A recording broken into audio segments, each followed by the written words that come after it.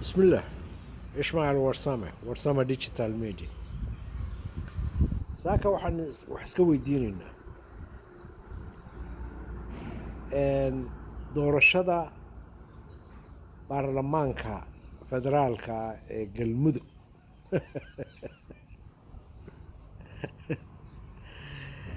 galmudug haddaan isku soo xooriyo natiijada ka soo baxaysa natiijada ka soo baxday waxaa la odhan karaa waa tayo qaab daran oo see ku qaab daranta dadka ka soo galay waa dad in badanu dagaaladii sokeeye ee soomaaliya kasoo qayb galay waa dad saa awgeed soo ahaan jiray ama u dhowaa dagaaloogayaasha soomaaliya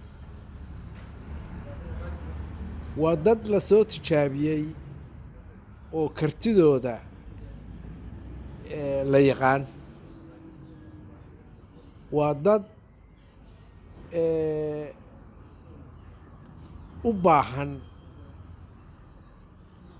rag ku aada oo yacni fikradda khaldan ee raggaasu ay qabaan ama ku soo shaqeeyeen ka hortaga waa dad u baahan wax ka difaaca nidaamka konfederaalka ah iyo maaragtay isxukunka soomaaliya markaad yacni dib u jaleecday dadka la doortay aqalka sare iyo aqalka hooseba yani cabdi qaybdiyadoo kale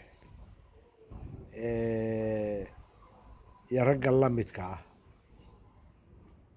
markaad aadid dhuxulow iyo haddii ilaahay kuu royahay mahad salaad iyo haddii ilaahay kuu royahay gaafow iyo haddii ilaahay kuu royahay dadka la mid ah dadkaasu waa dadkaan ku tilmaamay waa tayo qaab daran runtii waxay u baahan yihiin dad tayo leh micno leh maaragtay progressiva ama horsocda oo ku aadaa dadka noocaas oo fikradaha dagaalka sokeeye iyo cadaawadda weli xambaarsan sida baarlamaanka galmudug ka soo baxay oo kale mararka qaarkood waxay idhahdaa allaha sahlo soomaalida markaan arko inay tayadeedii soo xumaanayso inaysan weli korayn inaysan ka waantoobayn wixii hore usoo dhacay inaysan darsi ka qaadanayn taariikhdeedii yaa waxaan idhaahdaa badanaaba allow sahal amuuraha waa idin salaam